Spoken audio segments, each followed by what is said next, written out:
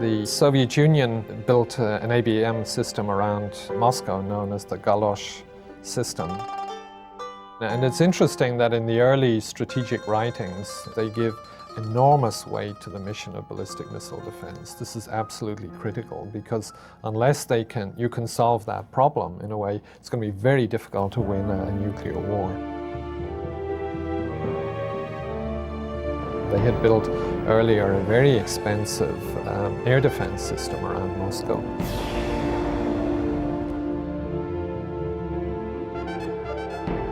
The Soviet Union was thinking about how you would wage a nuclear war, how you would survive a nuclear war and prevail in a nuclear war.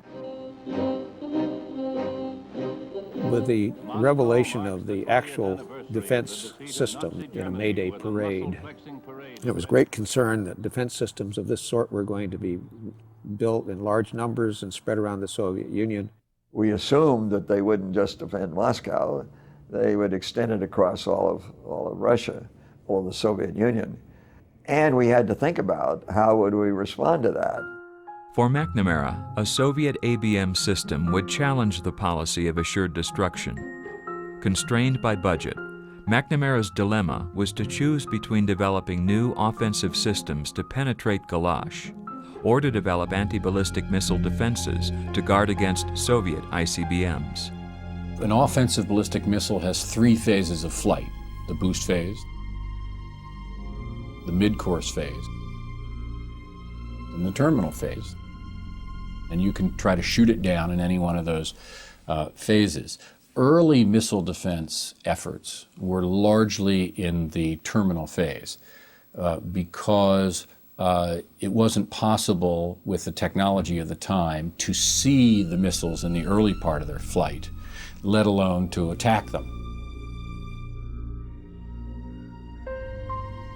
Nike X was a revolutionary concept.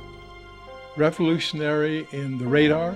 It was a phased array, a large perimeter acquisition early warning radar, and then two different kinds of missiles.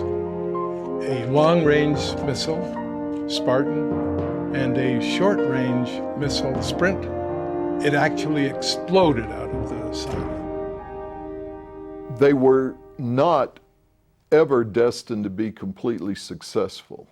One could think of a way to frustrate those defenses by bringing in ballistic missiles in line to the same target.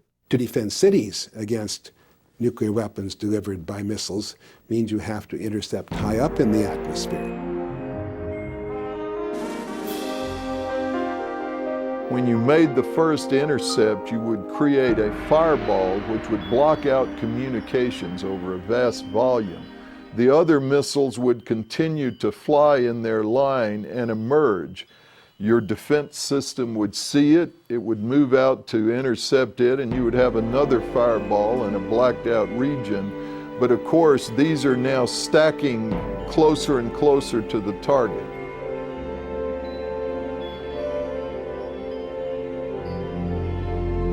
They can ladder down in order to hide incoming warheads behind other warheads. And for those reasons, we've never been able to implement a defense of cities, and that's the real problem, to defend our values against nuclear attack. McNamara was confronted with technical challenges to ballistic missile defense, as well as its cost-effectiveness. In 1964, a study of defenses was prepared for Harold Brown, the Director of Defense Research and Engineering. At the then state of ballistic missile defense, it didn't make sense to mount a big ballistic missile defense program.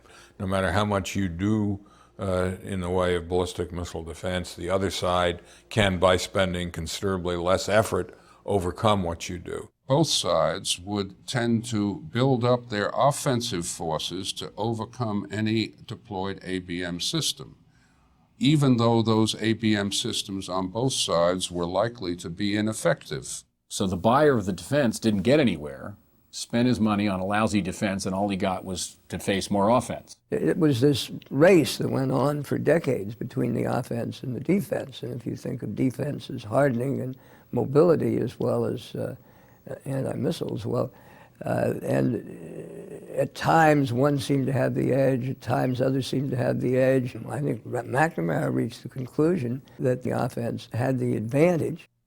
The proper response is expansion of our offense.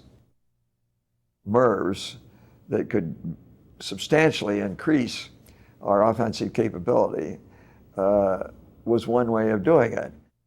The approach that was taken by the Navy was to develop a very small reentry vehicle, a reentry body, carrying a small nuclear warhead that could be put in large numbers on the front end of a submarine-launched missile. This was the birth of what we call Poseidon. Multiple reentry vehicles evolved into multiple independently targeted reentry vehicles. MIRVs would essentially multiply the number of nuclear warheads the U.S. could deliver in a strategic attack. By August 1968, MIRVs were successfully tested with the Air Force's Minuteman. I initiated, or at least approved, the research development of MIRV technology. And I think I was wrong. McNamara thought he was wrong because he was worried about an arms race between the superpowers, what he called an action-reaction phenomenon. Despite his budgetary efforts to limit the growth of nuclear weapon systems, pressure continued to mount for an anti-ballistic missile defense. President Johnson felt that something had to be done to protect the people. The president called for the deployment of Sentinel. Sentinel was to provide area coverage of the U.S. The arguments against it were based mainly on the recognition that the Soviet forces were so numerous that any defense deployment of the Sentinel type was likely to be overwhelmed. The announcement to deploy Sentinel launched a new debate. Experts from outside the Pentagon weighed in on the deficiencies of ABM, underscoring that no such system could provide a leak-proof area defense of cities. The conclusions were that mid-course intercept of ballistic missiles really doesn't work because there are too many countermeasures.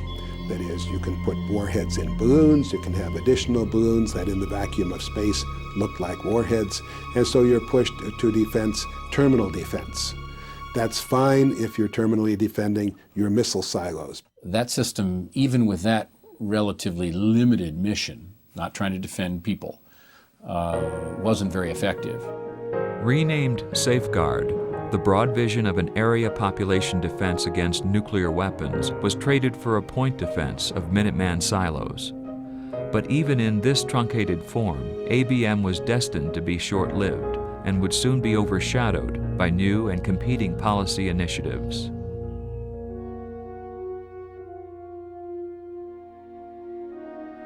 The decade of the 1960s is a crucial one for public responses to nuclear weapons.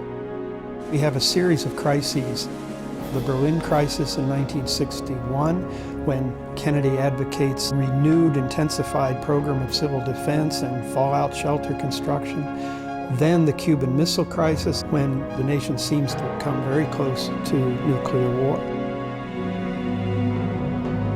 And then the Test Ban Treaty of 1963. Finally, there has been acknowledgement that man's future rests in his own hands. An atom test ban agreement has been initialed in Moscow. The Test Ban Treaty was perhaps simply the first step in a series of treaties and negotiations with the Soviet Union. But once the issue of atmospheric testing was dealt with by the 1963 treaty, then deterrence theory and the whole strategy that flowed from deterrence theory, I think did have a reassuring effect, at least at some level.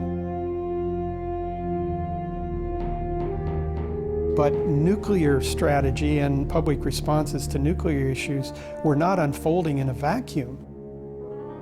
By '67, the Vietnam War was very much underway.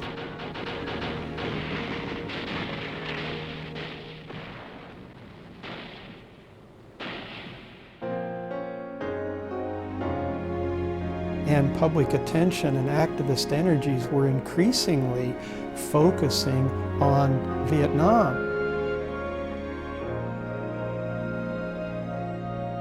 And when people thought of McNamara, they didn't think of nuclear strategic innovations, they thought of Vietnam.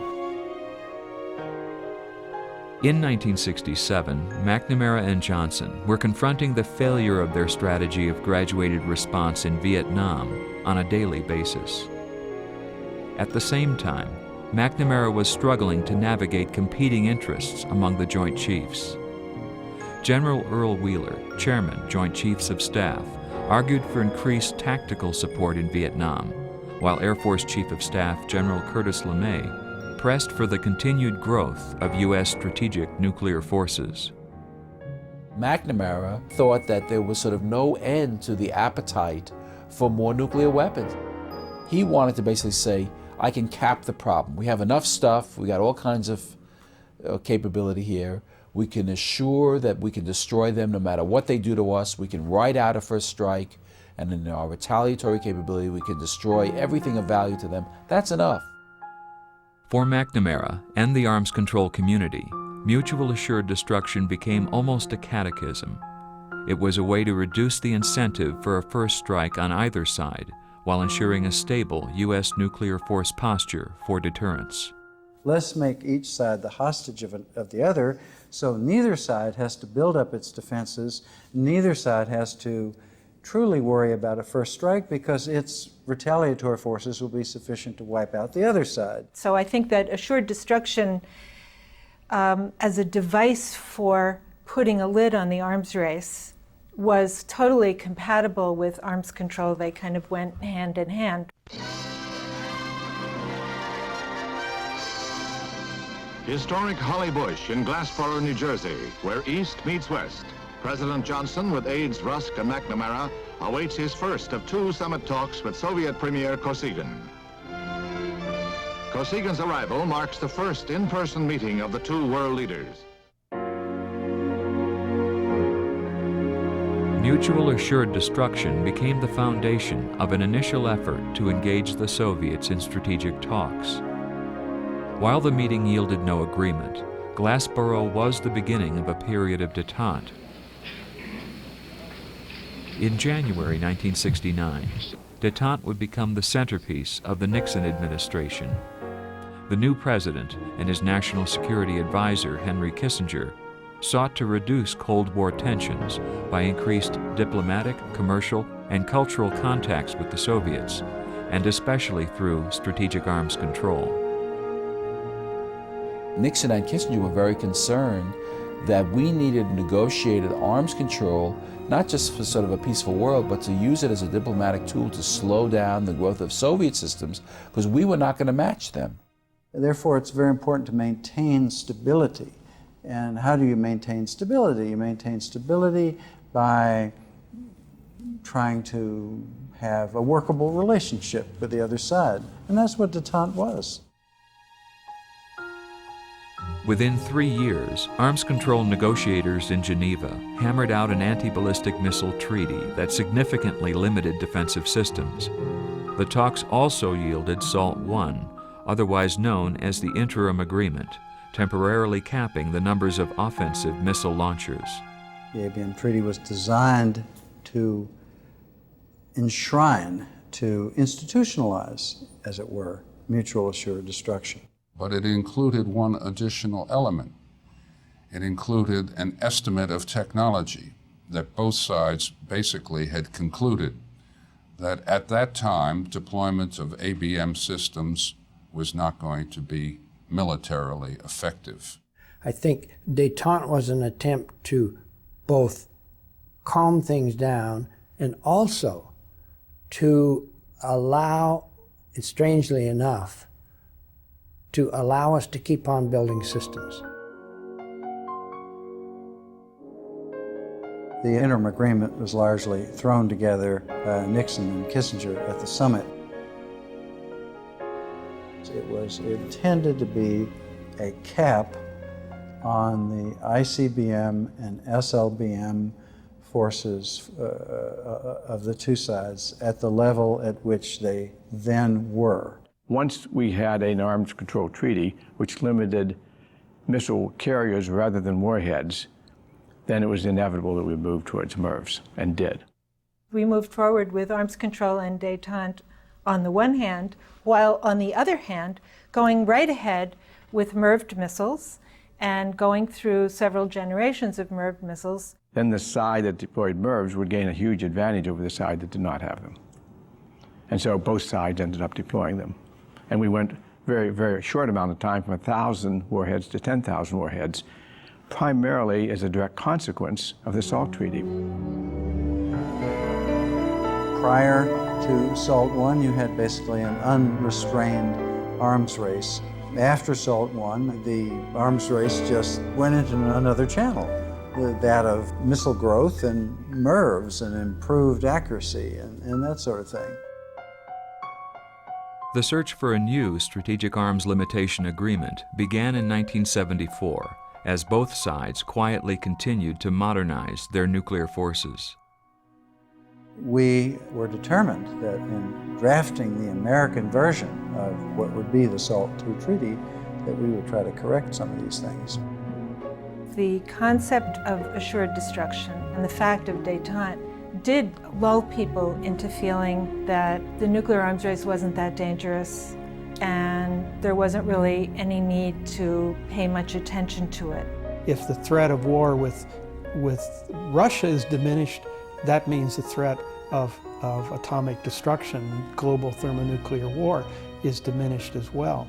So détente is crucial to understanding America's nuclear history in the 70s. Yes. Both you and Secretary Laird have stressed the need for superiority over the Soviet Union. How do you distinguish between the validity of that stance and the argument of Dr. Kissinger for what he calls sufficiency? Here again, I think the semantics may offer an inappropriate approach to the problem. Our objective is to be sure that the United States has sufficient military power to defend our interest. I think sufficiency is a better term, actually, than either superiority or parity. When they announced the policy of strategic sufficiency in January 1969, Nixon and Kissinger appeared to accept that nuclear parity with the Soviets was a fact of life. Immediately following the announcement, Kissinger launched several interagency studies evaluating U.S. military posture and the balance of power. The objective was to develop alternative military strategies. I mean, I think that Kissinger was in the camp that was skeptical of assured destruction, because assured destruction creates the impression of a kind of static situation. In other words, once I have enough, I don't have to think about it anymore. But this is an evolving situation. It's dynamic. The defects of mutual assured destruction were quite clear even beforehand. The studies that we did at RAND emphasized that the capacity for extended deterrence was diminishing simply because we would be self-deterred if we continued to talk about a massive PSYOP-like strike at the Soviet Union. There was a real question over whether, as de Gaulle put it, the U.S. would risk destruction of Washington or New York in order to save Paris or Berlin. In response to this question, Schlesinger argued that traditional answers are no longer satisfactory, and he recommended exploring the sub-PSYOP class of options. So the notion was one would use nuclear weapons to strike in a limited area. That would convey to the Soviets that indeed we were serious and we were ready to respond. Schlesinger, as an analyst at the RAND Corporation, was much more of the view that nuclear weapons had to be finely calibrated. He was very highly differentiated in his views of nuclear weapons. Meanwhile, at the National Security Council, Kissinger recommended additional study for the kinds of situations which the president might actually face in a crisis. Specifically, it should examine more discriminating options than the present PSYOP. When we were consulting with Henry Kissinger in 1969, we argued that they ought to have a presidential reserve force, which would be these limited options. The top leadership, everybody, including Schlesinger, always thought in terms of limited options and always had a struggle with that because the planning and the hardware were set primarily by the big options. I think there was a desire from the earliest PSYOPs to have smaller options, and so there were, quote, smaller options, but they contained many hundreds of weapons, and so they were not small at all. And so the structure of the PSYOP itself was such that you had small options, but they were embedded within larger options, embedded within larger options. And so at multiple hundreds of weapons in the small options, there was every chance of bringing a massive response. If you're the Russians and a small option were executed, you had a strike by ICBMs, and then 5 hours later you had the SLBMs, and then 18 hours later the bombers came roaring, and it looked like 3 separate attacks. For us, it might seem very, very specific, very carefully calibrated. For them, it might look like we were going to take out the entire society. Fears about a diminished U.S. capacity for extended deterrence would soon be addressed by improvements in the accuracy of Minuteman. We had been pressing for more accurate weapons so that we could be assured that we could pluck out this target or that target without a major impact on the surrounding life, what was generally referred to as collateral damage. Technologists love this because the idea now was to make weapons that were more accurate, faster to fire. I think the technologists have driven a lot of this stuff. I mean, we could make this kind of a ballistic missile, therefore we did. Therefore the policy people said, gosh, this would fit in very well with how we're thinking. But the improvements of accuracy were a normal consequence of the technology and of the military views about what's valuable. And they didn't derive from any great strategic thinking. Many other people read the improvements in accuracy in a different way.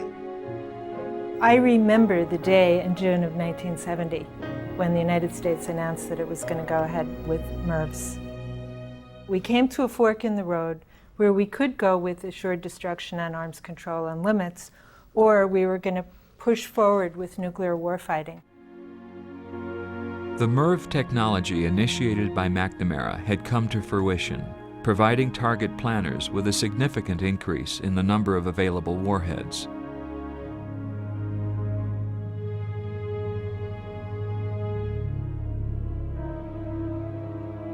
The rapidly retargetable and highly accurate MIRVed Minuteman III also contributed to a revival of counterforce in strategic thinking. I think a combination of the increase in numbers and the change in the quality being ever better for attacking military targets, and that was kind of sinking through that it wasn't just assured destruction. On January 10, 1974, the now Secretary of Defense, James Schlesinger, introduced the policy underlying National Security Decision Memorandum 242, or NSDM 242. The new policy was quickly dubbed the Schlesinger Doctrine. The selective strikes that I emphasized were intended to convey to the Soviet leadership that the United States would not be self-deterred, that we were prepared to initiate the use of nuclear weapons against Soviet territory, and that they should have that firmly in mind in making their plans. We had, for the first time, an open statement by a U.S. Secretary of Defense that the United States did not merely have a mutual assured destruction policy, but actually wanted to have and did have and was trying to acquire and improve warfighting capabilities. The warfighting capability, it was not intended to fight a war, it was intended to strengthen deterrence. Within a month of Schlesinger's public announcement, NISDM 242 prompted 4 major actions to increase the options available to the president. The new declaratory policy also briefly renewed public fears of thermonuclear war. But concerns about a shift toward a posture of nuclear war fighting were overshadowed by the administration's continued progress in arms control and the promise of détente. Some people had always thought that this was like the priesthood just debating among themselves. It really had no operational significance. Others said, no, you're not right, that this will have an effect on thinking in key elements of the civilian and military leadership, and it will make the use of nuclear weapons more likely. Making war more likely. That was not our view. We thought that it would make war less likely. If one wants to preserve the peace, as I think President Washington said, plan for war.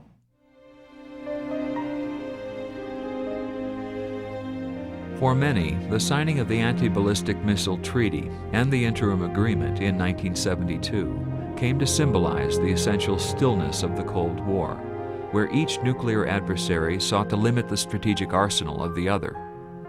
U.S. efforts at arms control, together with changes in strategic nuclear policy, were based on the idea that the Soviets shared U.S. beliefs about deterrence and about fighting a nuclear war if deterrence should fail.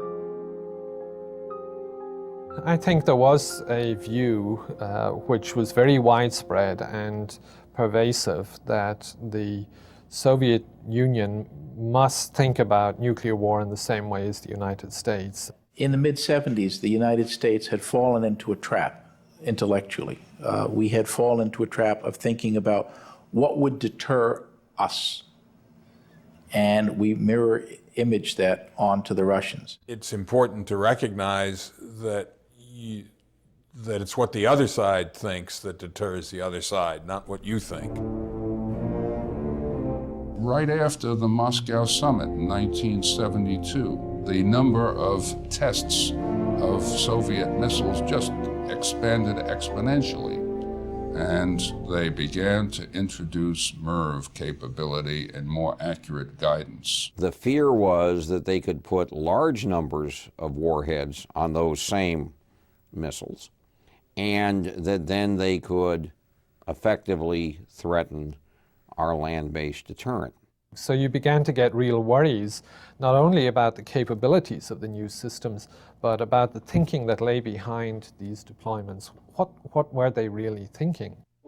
President Gerald Ford and his Secretary of State Henry Kissinger thought they knew what the Soviets were thinking when they met with Leonid Brezhnev and his advisors in November 1974. Gerald Ford continued to invest heavily in strategic arms control, and the SALT talks continued apace during his short-lived administration. We're going to have a great government, a great nation, and it's because of you, not me. In the months following the upset victory of Jimmy Carter as president, progress on arms control slowed as the mood in Washington shifted away from détente and toward defense. In early 1977, Paul Nitze, the consummate Cold Warrior who had written NSC 68, now led the Committee on the Present Danger. The committee posed frightening hypothetical scenarios that would leave a U.S. president self-deterred in the face of a Soviet counterforce attack. You then get the argument developing about a window of vulnerability in which a Soviet first strike could destroy the U.S. ICBM force. The committee argued that the remaining U.S. nuclear forces, the bombers and the ballistic missile submarines, would not be effective in counterforce operations.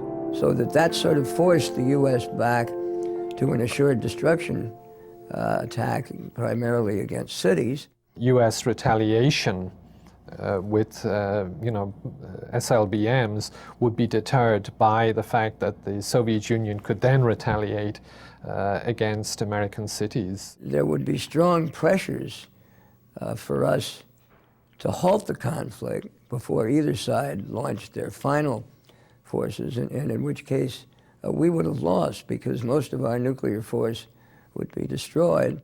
such an approach, which left things unequal, worried some people. The mood in Washington recalled earlier periods of increasing vulnerability, the first Soviet atomic test, the launch of Sputnik, and the worries of a missile gap that followed. The U.S. watched as the Soviets exploited local conflicts in Angola, Mozambique, and Ethiopia, and as they expanded their political and economic influence. Then, in October 1977, the Soviets alarmed the Europeans with the deployment of the highly accurate SS-20, a MIRVed IRBM aimed at NATO military targets. West German Chancellor Helmut Schmidt publicly declared that the Soviet SS-20s represented a major new threat to NATO, which demanded a response. Others, like the Committee on the Present Danger, asserted that the deployment of SS-20s created a broader imbalance in theater or tactical nuclear forces. The Soviets saw the future military balance as something they were tilting in their own favor.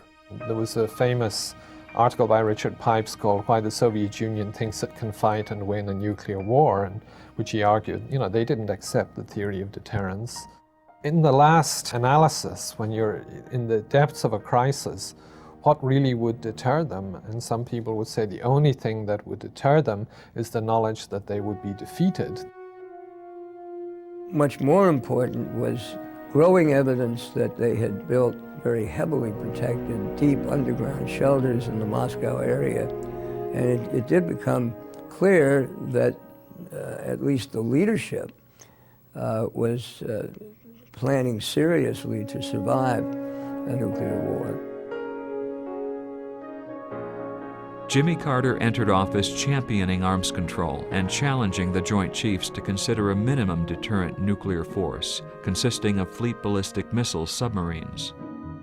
He had been an officer on a nuclear submarine. One of the first questions he asked during the first presidential briefing on nuclear plants, why don't we just have a survivable force of 200 missiles? I think may have been the beginning of the end of his credibility with the military. Within his first year in office, the president confronted an increasingly aggressive Soviet adversary.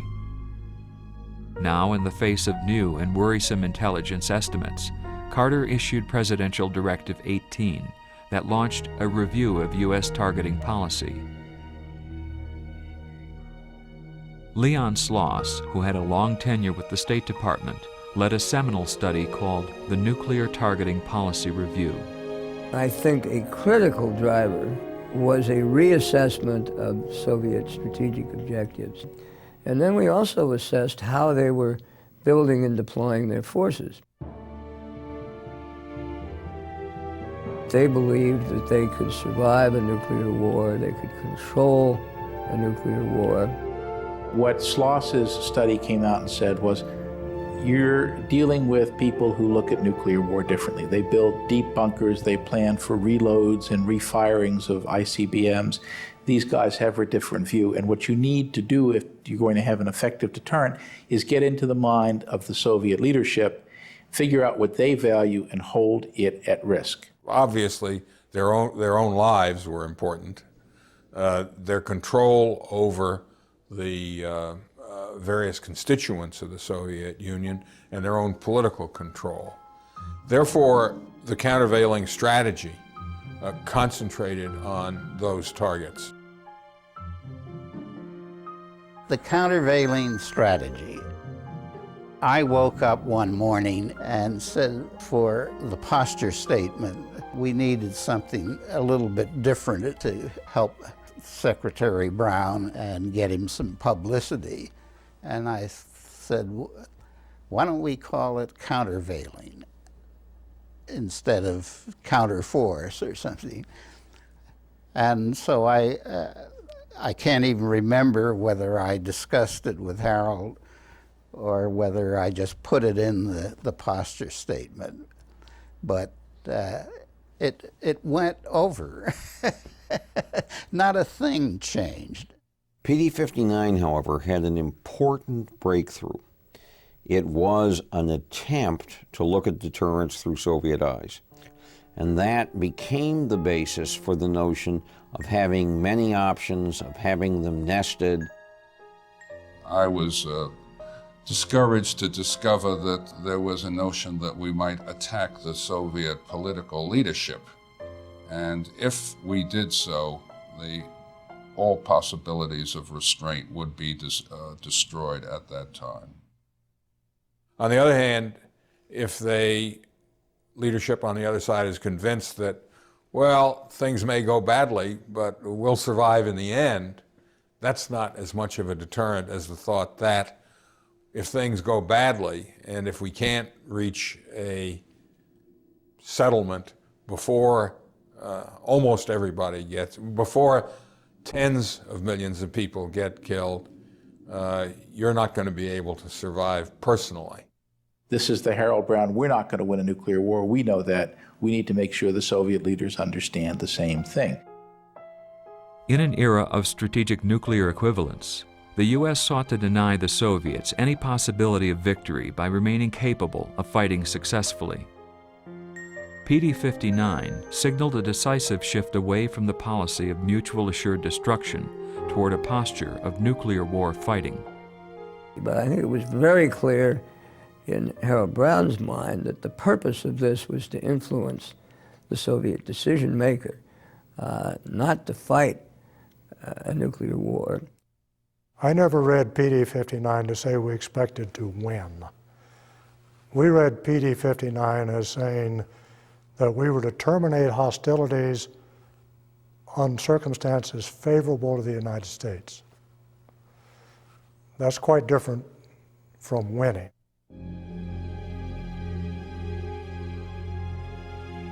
In 1975, a snapshot would reveal two superpowers armed to the teeth, with the Soviet Union having more momentum than the U.S. The nuclear buildup that began in the mid-70s was in response to the perception that the Soviet Union was pulling ahead of the United States. And we saw our comparative advantage being in technology, so we were always pushing our technological imperative. In an age of sophisticated technology, the computer plays an increasingly large part in DNA's program.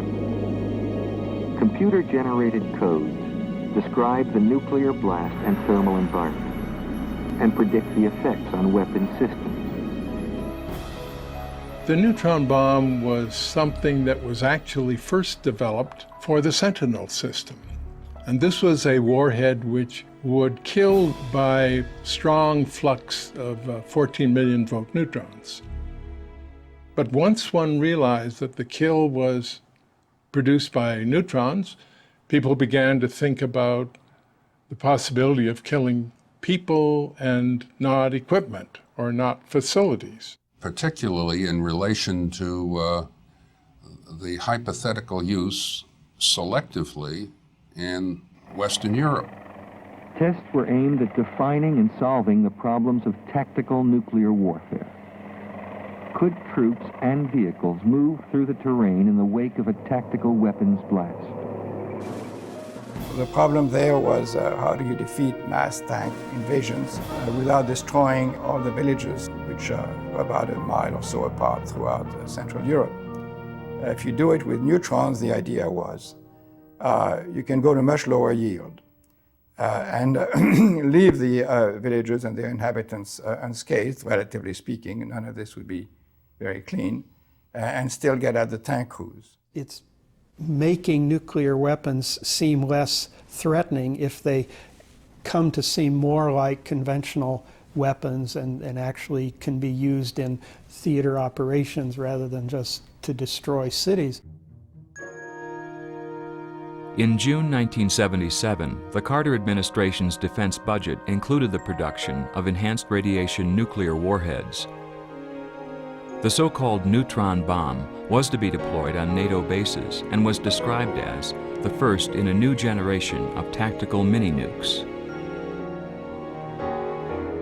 By early 1978, Jimmy Carter found himself at the center of a heated debate that played out in the streets of Western Europe and at NATO headquarters. Protesters alleged that the neutron bomb would kill people, leaving property intact. At the same time, NATO defense ministers feared being decoupled from the U.S. strategic deterrent, leaving Europe to become a nuclear battlefield. Under intense public pressure, Carter suspended production and deployment of neutron weapons. The neutron bomb, in terms of public opinion, was definitely a non-starter, and it contributed to what was a new wave of anti-nuclear activism. Brussels, December 1979, an unusual joint meeting of NATO defense and foreign ministers. On December 12, 1979, NATO agreed to modernize its nuclear forces, going forward with plans to deploy new intermediate-range nuclear missiles. The fear was that the Soviets could strike Western Europe from their homeland, and we had no comparable system. And so NATO embarked on the so-called two-track strategy. It would modernize to have a comparable capability by deploying ground-launched cruise missiles in 5 countries and by deploying a modified Pershing II missile in Germany. And it would seek to eliminate the SS-20s through negotiations.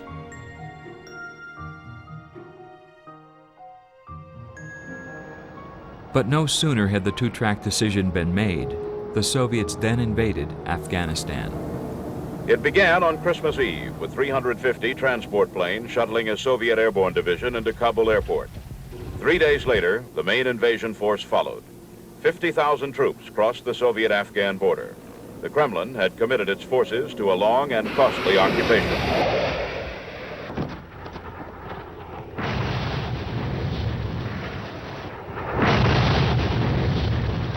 Neither the United States nor any other nation which is committed to world peace and stability can continue to do business as usual with the Soviet Union. The invasion led to a suspension of talks with the Soviets on intermediate-range nuclear forces in Europe, and it forced Jimmy Carter to withdraw SALT II from consideration by the U.S. Senate. The treaty had been the centerpiece of Carter's efforts to reinvigorate détente. Its withdrawal dealt a sharp blow to the president. And I think Carter just saw that it was hopeless, and rather than suffer a defeat which I think he felt would be harmful to arms control itself, he withdrew the treaty. Without a strategic arms limitation agreement, Carter was left with the largest peacetime military buildup in history, which he had initiated with the 1980 defense budget. For many Americans, the Soviet occupation of Afghanistan marked the end of détente and the beginning of a second Cold War, with a new and more virulent nuclear arms race. I had this image in my mind of successive generations of increasingly sophisticated warfighting systems. We were not rejecting nuclear deterrence. We were not necessarily rejecting mutual assured destruction. We were only rejecting the tightening of a tripwire that was actually being created to make nuclear war more likely deliberately. With the proposal by Forsberg of a nuclear freeze it in place, had the wonderful appeal of simplicity. It was easy to grasp. It was such a moderate appeal for a radical campaign, and it was contrasted with this radical rhetoric of the president. How do you do? Sam? Mr. President, what do you see as the long-range intentions of the Soviet Union?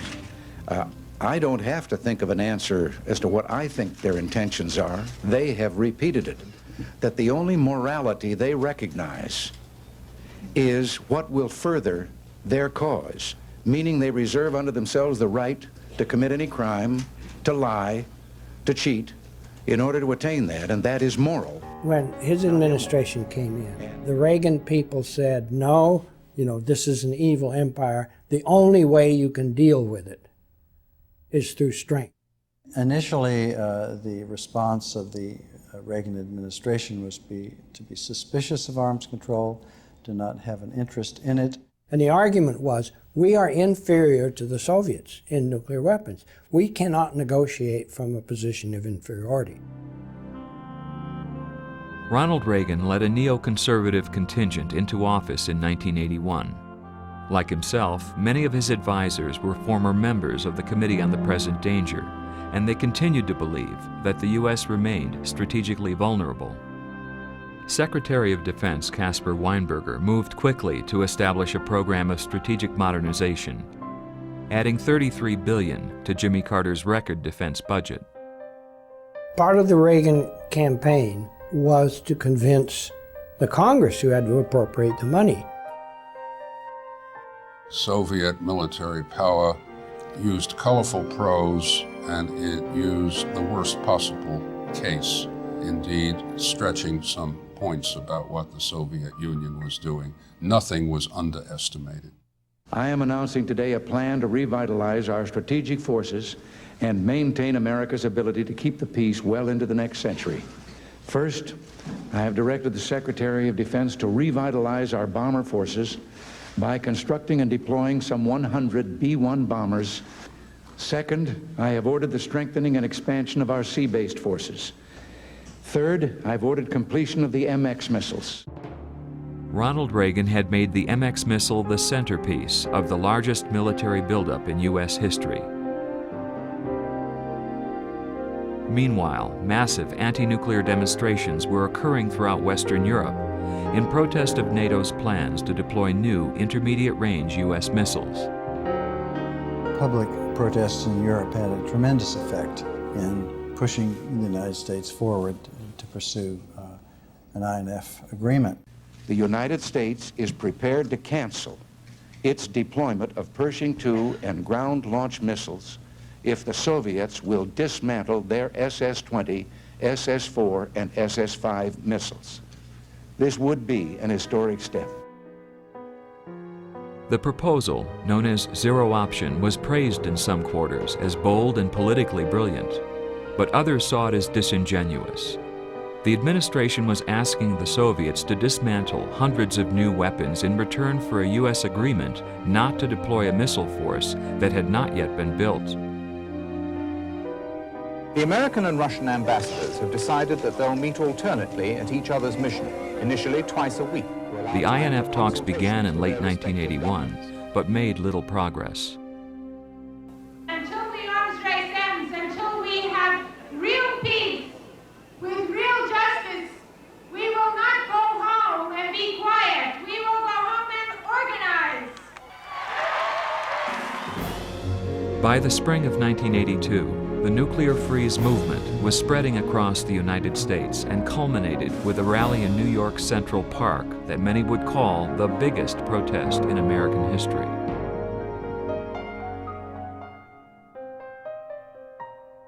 To understand what took place under Reagan, I think you have to understand that by that time there were very, very strong forces at work within the government. President Reagan hated nuclear weapons. President Reagan would like to have been the president that went down in history as getting rid of nuclear weapons. The Secretary of Defense hated any kind of concession to the Soviets. The Secretary of Defense thought we needed more nuclear weapons. The Reagan administration, I think, was dissatisfied with the thought that the U.S. might not win a thermonuclear war. There was certainly a rhetorical change in that Reagan and Secretary Weinberger talked about prevailing. From the beginning, the hallmark of the Reagan administration was peace through strength. Even as calls for a nuclear freeze grew louder in the fall of 1981, Ronald Reagan directed changes in top-secret guidance for the use of nuclear weapons. National Security Decision Directive 13 stated that we must be prepared to wage war successfully, and that the United States and its allies must prevail. NSDD 13 was not that different from PD 59, but we didn't want to be justifying the largest buildup in history based on Jimmy Carter's strategic policy. There is not that much difference. It alters the priority of the targets. The other thing about NSDD-13 is that it had some unfortunate rhetoric. It had this very chest-thumping, if there's a nuclear war, we're going to prevail.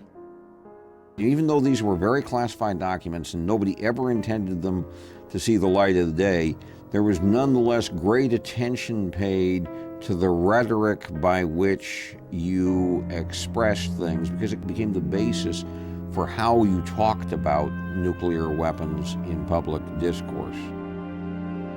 In the spring of 1982, the Reagan administration's increasingly harsh public rhetoric about the Soviet Union served to fuel public fears. The image of Russian militarization and the Russian military and the possibility of war between the two sides, it just seemed like there was a kind of warmongering administration. The march of freedom and democracy, which will leave Marxism, Leninism on the ash heap of history as it has left other tyrannies which stifle the freedom and muzzle the self-expression of the people. As Reagan was denouncing the Soviets, the Pentagon's defense guidance was leaked to the New York Times. The combination of harsh public rhetoric and secret guidance about the possibility of a protracted nuclear war, in which American nuclear forces must prevail, made for a combustible mixture. We worked very hard to get declaratory policy down right. That was the year of the nuclear freeze, the nuclear protest, and we had to explain what we were doing to our own people. Nobody knew what prevailing meant. And when it finally became an issue in the context of the nuclear freeze, President Reagan began using a phrase that we worked out with Secretary Weinberger. You know, a nuclear war cannot be won and should never be fought. While the Reagan administration softened the language of declaratory policy, a war of words and images continued between a president who sought to confront the Soviet Union. They are the focus of evil in the modern world. And those seeking to portray the fearsome result of that confrontation. The danger was described in very vivid, very emotional terms, and even if significant portions of the human population survived the initial cataclysm of war, the long-term ecological effects would be absolutely devastating. The nuclear winter thesis as advanced by Sagan was basically wrong.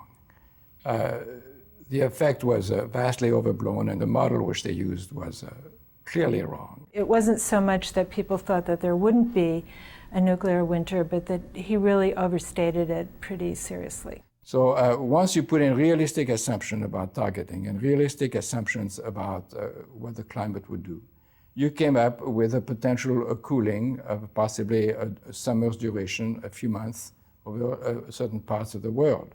Not a trivial effect, but nothing like what was originally described. I think that the nuclear winter debate intensified the images that people had about what a nuclear war would do to the world and why a nuclear warfighting policy didn't make any sense. Reagan was facing a problem. He did not trust that the Soviets would pursue a peaceful cause.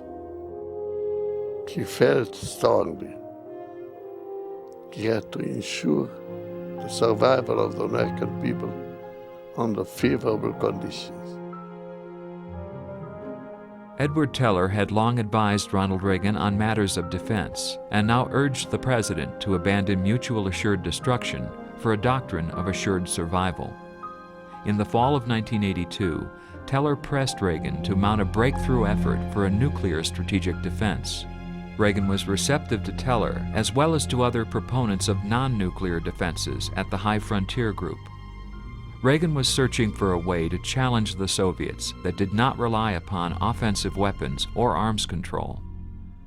And technology was a very good way of challenging them because this was our strong suit.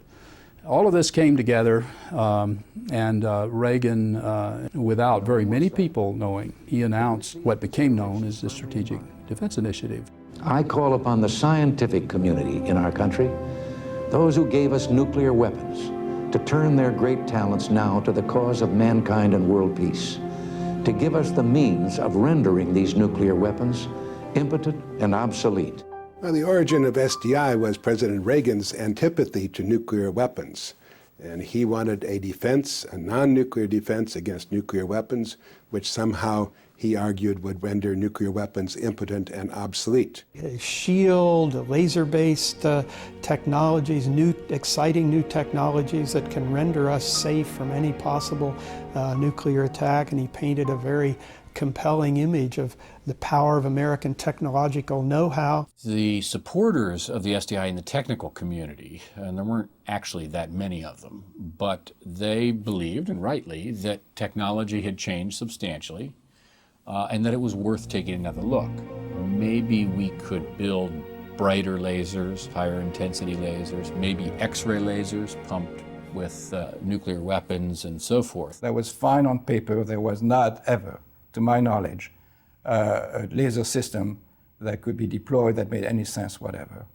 Lasers in space would have been extraordinarily expensive and extraordinarily vulnerable and not assured of performance. We really never had a defense. We had a policy to build a system, but that was only to do the research and development, $25 billion within the first 5 years, $50 billion, $75 billion over a period of 10 years, and then we would decide whether to go ahead with the construction. So suddenly, almost overnight, people aren't debating nuclear arms control or nuclear freeze proposals. They're debating the technological effectiveness of the Strategic Defense Initiative.